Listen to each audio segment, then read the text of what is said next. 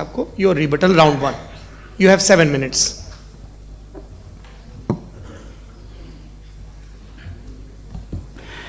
Thank you very much Javed साहब. आपकी बात को सुनकर बड़े महजूज हुए हम लोग. महजूज, do you understand? We enjoyed. Okay, अब थोड़ा सा लॉजिकली उसको हम लोग देखते हैं. दरअसल हम लोगों ने कल गुजारिश की थी मुफ्ती साहब से भी, जावेद साहब से भी, कि हिंदुस्तानी ज़बान आम फहम सबको समझ में आ जाए और जहाँ कहीं आप मुश्किल शब्द इस्तेमाल करें वहाँ बताते भी चलें. Thank you. तो सबसे पहले हमारे रिस्पेक्टेड जावेद साहब ने हवाला दिया कि खुदा फ़ानी है. कितने मजहब आगे चले गए, किसी ने जुपिटर को खुदा माना, किसी ने किसी को माना. मैं कहता हूँ जिसने कॉन्टिंजेंट चीज़ को खुदा माना, गलत माना, वो खुदा ही नहीं, वो खुदा ही नहीं है. हम तो नेसेसरी बीइंग को साबित करने बैठे हैं. वो नेसेसरी कॉज जो इटरनल है, जो अबदी भी है और अजली भी है, हम किसी और को साबित करने नहीं बैठे. दूसरी चीज उन्होंने कहा कि फेथ एंड बिलीफ, ये एक ऐसी डेफिनेशन है फेथ की जो इन्होंने पहली मर्तबा पेश की है, या माफ कीजिएगा इन्होंने पहली मर्तबा पेश नहीं की है, रिचर्ड डॉकिंस ने पहली मर्तबा पेश की है. मुझे मालूम है ये सोर्स कहां से है. एपिस्टेमोलॉजिकली फेथ और बिलीफ का फर्क आप इस तरह नहीं कर सकते सर. फेथ सही भी होता है, गलत भी होता है. बिलीफ सही भी होता है, गलत भी होता है. जो लॉजिक, रीजन और एविडेंस से बैक्ड होगा वो फेथ सही होगा. और आप जिस फेथ की बात कर रहे हैं कि इलॉजिकल है और उसके पीछे नहीं है, तो we are on the same page. हम नहीं मानते उस फेथ को. जो फेथ ऐसा हो जिसके पीछे कोई लॉजिक ना हो, एविडेंस ना हो, हम नहीं मानते. हम तो उस फेथ के कायल हैं जिसके पीछे लॉजिक हो और एविडेंस हो. तो बिलीफ सही भी होता है, गलत भी होता है, फेथ भी सही होता है और गलत भी होता है. तो आज फेथ और बिलीफ के डिफरेंस पे बात नहीं हो रही है. आज आप चाहे फेथ एक्सेप्ट कर लें या बिलीफ एक्सेप्ट कर लें, आज ये बात होगी कि ट्रूथ क्या है. चाहे ट्रू बिलीफ सही है या ट्रू फेथ सही है, और फॉल्स फेथ क्या है और फॉल्स बिलीफ क्या है, बात इस पे हो रही. दूसरी चीज इन्होंने पूछा स्टुपिडिटी फिर क्या है. अगर फेथ रिलीजन स्टुपिडिटी नहीं है तो और क्या है. चूंकि फेथ का मुतालबा करते हैं तो स्टुपिडिटी क्या है. मैं कहता हूं स्टुपिडिटी एथिज्म है. उसकी वजह यह है कि आप एक सड़क पे जा रहे हो और आप किसी गार्डन में जाएं और देखें वहां लिखा है फूलों के साथ, I love Javed Akhtar, and I really do, I love you sir. So जब आप वहां पर पहुंचे तो वहां पहुंचकर अब ये बताएं, क्या आप ये कहेंगे वाह व्हाट अ नेचुरल सिलेक्शन, ये क्या नेचुरल सिलेक्शन है? नहीं, ये प्रिसाइजली डिजाइंड है, इसके पीछे डिजाइनर है. लिहाजा अगर कोई एक ऐसी कॉमन सेंस की बात को कबूल नहीं कर रहा है कि यूनिवर्स जो इतने प्रिसाइजली काम कर रहा है, हम कह दें कि खुद ब खुद बन गई, मैं समझता हूं इससे बड़ी स्टुपिडिटी और कुछ नहीं है. ये इरैशनल चीज है. फिर हमारे सर ने कहा कि आपने बॉल पे फोकस किया, आइलैंड पे फोकस नहीं किया. अरे आइलैंड को किसने बनाया यही समझाने के लिए तो बॉल की मिसाल दे रहा हूं.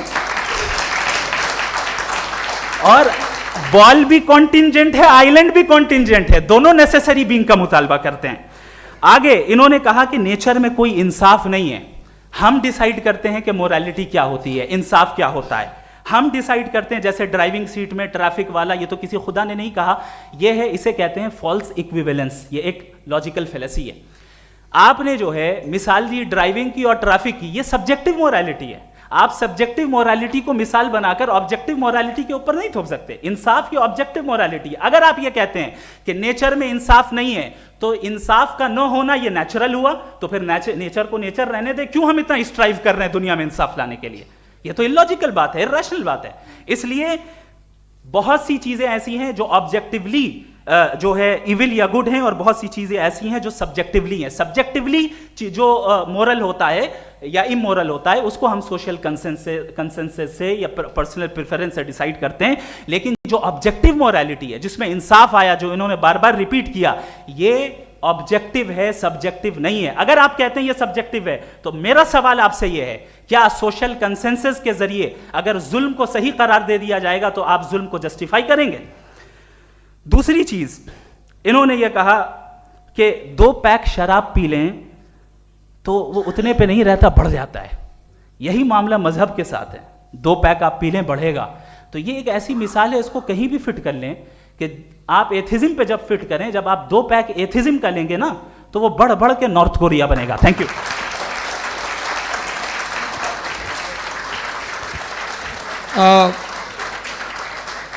फर्स्ट राउंड के रिबटल के लिए मैं जावेद साहब को इनवाइट कर रहा हूं। आपके पास 7 मिनट का वक्त है, रीसेट कर दीजिएगा प्लीज।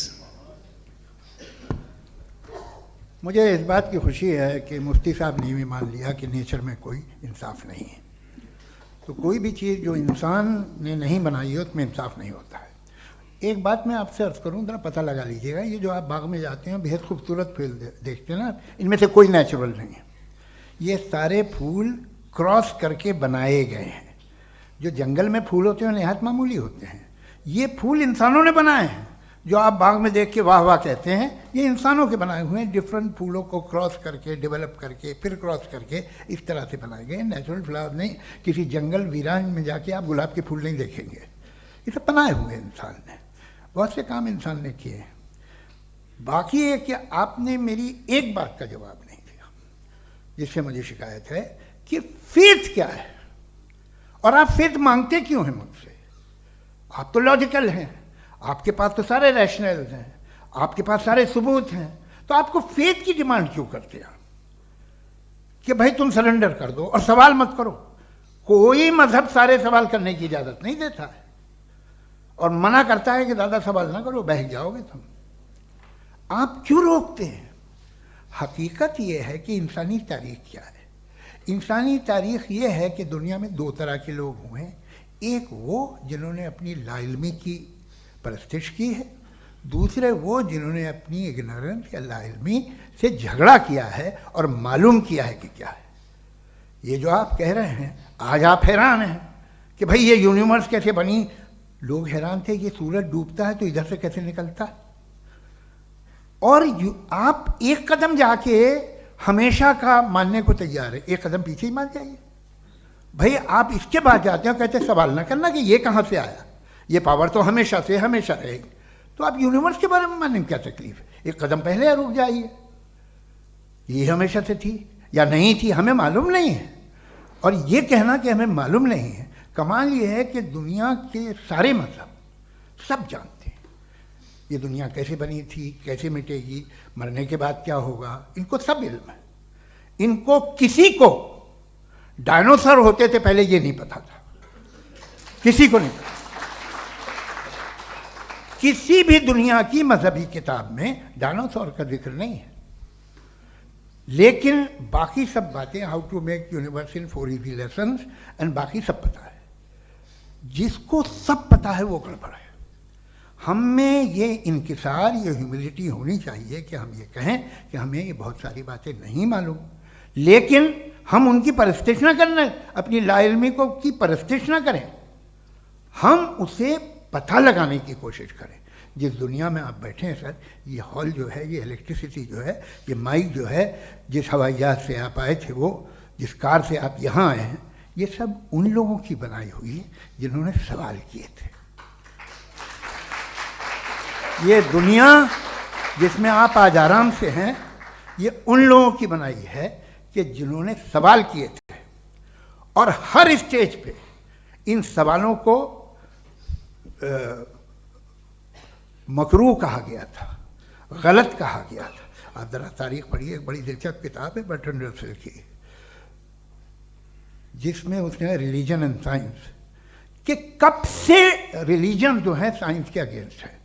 और हद तो ये है कि भाप के इंजन के खिलाफ थे, स्टीम इंजन के भी खिलाफ थे, और फतवे हुए उन पर, वेटिकन ने दिए।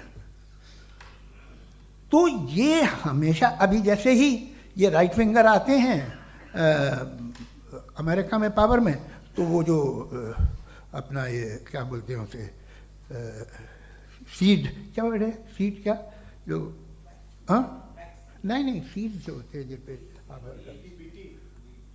जी, नहीं भाई, वो जो ह्यूमन बॉडी के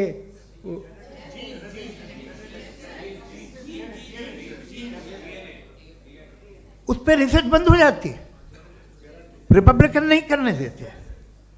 अरे भाई इतना डर क्या है तुम्हें? एक ज़माने में बहुत नाराज़ थे ये सारे मजहबी लोग कि ये इंसान तो इंसान बनाने की कोशिश कर रहा है। आपको क्या तकलीफ भाई, बना ले तो बना लेने दो, ये खौफ क्या है? और ये सब आज जो आप कह रहे हैं नामुमकिन है, ये कैसे हुआ, मुझे एक किस्सा याद आता है। जब मैं छठी क्लास में था तो मैं मैथमेटिक्स में बहुत वीक था, तो एक टीचर रख दिया गया, उसने 1 2 3 4 5 6 7 तो सिखा दिया मुझे। वो दिन मैं भूल नहीं सकता हूँ मुफ्ती साहब, जिस दिन उसने ये बताया कि 1/2 क्या होता है और 3/4 क्या होता है, मुझे ऐसा लगा कि मेरा सर बीच से फट जाएगा। यह आदमी कह रहा है कि जो दीवार के अंदर जाओ वॉक करते हुए। आज हंसता हूँ मैं इस बात पे। तो आज जो बातें आपके जहन से बिल्कुल परे हैं और आप हैरान होते उन्हें देख के, एक वक्त आएगा कि मामूली लगेंगे। और हुआ है, आपकी इंसानी तारीख ही है। इतनी जल्दी सारे फैसले आप मत कर लीजिए, थोड़ा ये ह्यूमिलिटी रखिए कि भाई ये हमें नहीं मालूम। ये कहने में क्या आ रहा है, ये यूनिवर्स कहाँ तक फैली, ये कब से है और कब तक रहेगी, हमें नहीं मालूम। आपने फैसला कर लिया कब बनी, ये आपके हिसाब से कोई 14 बिलियन ईयर बनी जो समझा जाता है। उससे पहले हजारों करोड़ों अरबों साल तक खुदा बैठा क्या कर रहा था, खामोश बैठा था, ऐसे ही जमाइयाँ ले रहा था। फिर उसे आइडिया आया, यार एक काम करते, वक्त अच्छा गुजर जाएगा, यूनिवर्स बनाते। सोचिए, वो तो हमेशा से है ना, मगर यूनिवर्स हमेशा से नहीं है, ये तो बनाई गई है। और उससे पहले क्या था, इनका क्या काम था, कैसी बात है। ये बड़ा आसान है, जो बात हमें आज धीरे धीरे पता चली है। बरसों 2000 और 2500 साल पहले आपको किसी ने बता दिया कि क्या था, आप मान गए, और तब से वही मान रहे हैं जो 2500 साल पहले कहा गया था। सब कुछ बदल गया है, सॉल्व हो रही हैं चीज़ें। अभी साइंस बिल्कुल दावा नहीं करती, या कोई फिलोसफर ये दावा नहीं करता कि हमें सब मालूम, बल्कि वो कहता है कि हमें जितना मालूम होता है उससे ये मालूम होता है कि हमें कितना कम मालूम। तो हम अपनी जहालत से लड़ें, उसकी